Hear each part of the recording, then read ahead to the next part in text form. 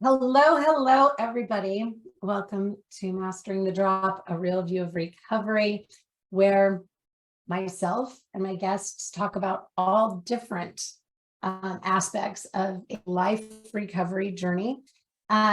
This week, I have to say, I feel especially grateful. And as you can all see, just even with the peaceful background, I have a very dear friend of mine, Roberta, here with me from Peacefull Living. And it's just such a gift that she is here. And we've been spending quite a bit of time together lately and with the team and everything. And she just has so many gifts to give. But I really love how everything that she teaches and brings to her practice, how it actually supports a lot of the cognitive and emotional work that we do at Turning Leaves, because her approach is also, with that thought process of helping you nurture your own self-awareness, of cultivating that emotional intelligence and of course the stress management that we all need, right? And I am no, I'm not quite about the fact that I love, Pilates and meditation, and my spirituality is very, very special to me. And I just love the work that she does, and the meditations are so healing. Anyway, I haven't even introduced her yet completely. Roberta Hughes is the founder of Peacefull Living, where she does customized classes. There's on demand. You can do yoga, you can do Pilates, you can do meditation, and you can do it all, in one sitting. And it's just such a wonderful approach, and just the site itself is so peaceful. And I just love the way that you've set up your practice, Roberta. So I'm going to let you come in and say hello and introduce yourself before I start with all of the wonderful questions I want to ask you today. Yes. So thank you, Tricia, for the introduction and for having me here on your show. We have been working on a few things together lately, and I recently had the opportunity to do a guided meditation for some of your coaches, and that was a true gift for the holidays, not just for me, but I hope for them and for you as well. As coaches, you guys give so much to helping people on their recovery journey that it's important to nourish and nurture yourselves along the way, and not to forget to do that. So it's been a joy to be part of that support team for you and your coaches, and to be here today to see what I can share to help your audience and your clients and the people who listen to your podcast for inspiration and hope and motivation on their recovery journey. Thank you. It is. It's always so amazing to spend time with you. And I'll tell you, the feedback from our team meeting, when you came, was all about you, and all of the gratitude for having you come in and spend some time with them. They all felt so just blessed and gifted when it was over. And so anyway, it was just, it was amazing.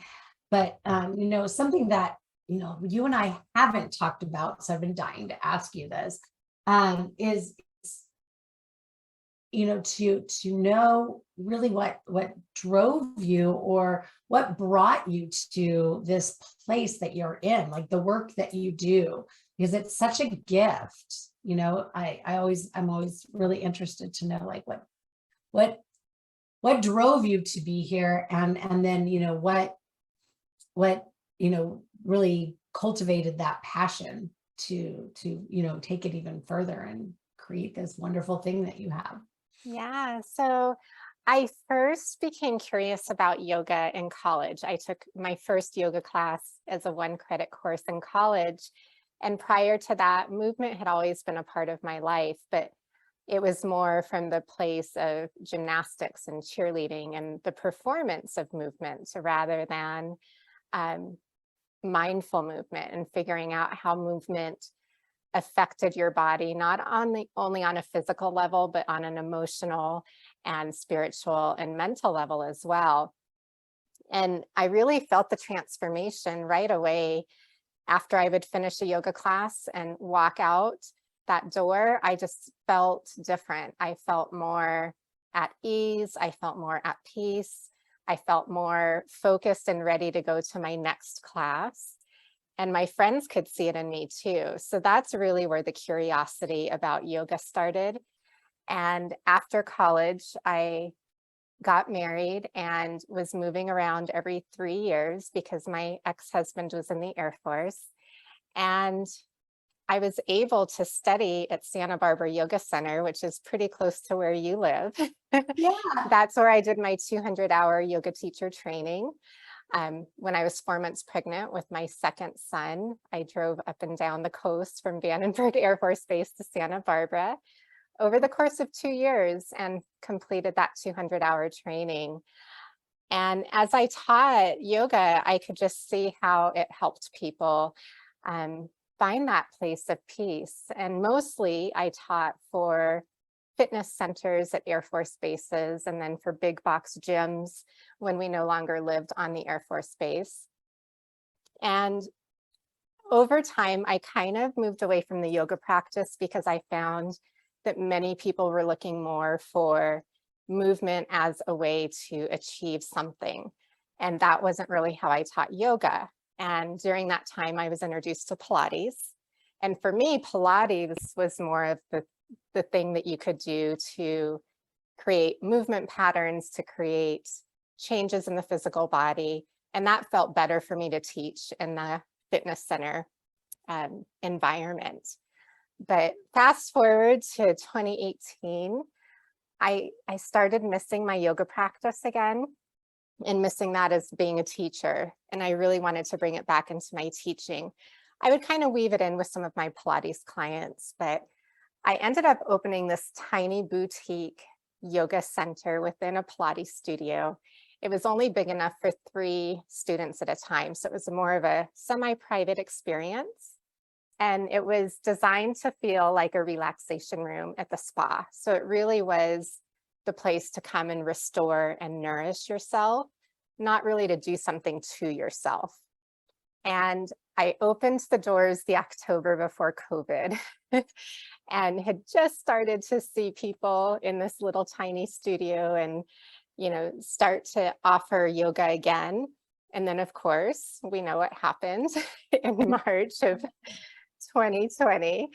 So I had to close the door, and that's when I started all of my online and virtual content. And I'll kind of pause and let you ask a question because maybe you want to go in a different direction. Well, I always have so much swimming through my head, right? Because, even when you started talking about, your physical fitness, right? Like that period of your life before, when you got into yoga and it was gymnastics and it was this and it was that. And I relate to that in a lot of ways. And I know that I have a lot of clients that also relate to this in a lot of ways because we've been taught, and let me tie in that last piece, right? Like I found that everybody was wanting to use that form of movement to change something about themselves. And so, I mean, everything inside of me right now is screaming, loving your physical body, which is a program that I do. And it, barely out there as accessible to everybody. I've done it for years, private, intimate, because it's such an intimate thing. But we seek physical activity as our release. We seek our physical activity as a way to stay physically fit. And, young people, and this was me for a lot of years, our body image is so tied to this, right? And I'm trying not to go into this whole body image segment because it's not what we're here to talk about today. But body image is such a critical thing. It's such a critical piece because it's so based in that outer thing that we see in the mirror and how we feel other people are judging us and what people don't realize. So if there's parents listening, kind of maybe, perk your ears up for a minute. But, those things, the gymnastics, the swimming, the wrestling for boys, the different things, especially that are, where we put weight limit pressures on ourselves, and right, physiques and, lean, no fat, and for women, that's difficult, right? Like our body fat content's a lot higher than men's. Anyway, it really creates a whole different relationship with our body. So I love that you wanted to keep your yoga practice in a space where it's connecting with your physical body on a different level.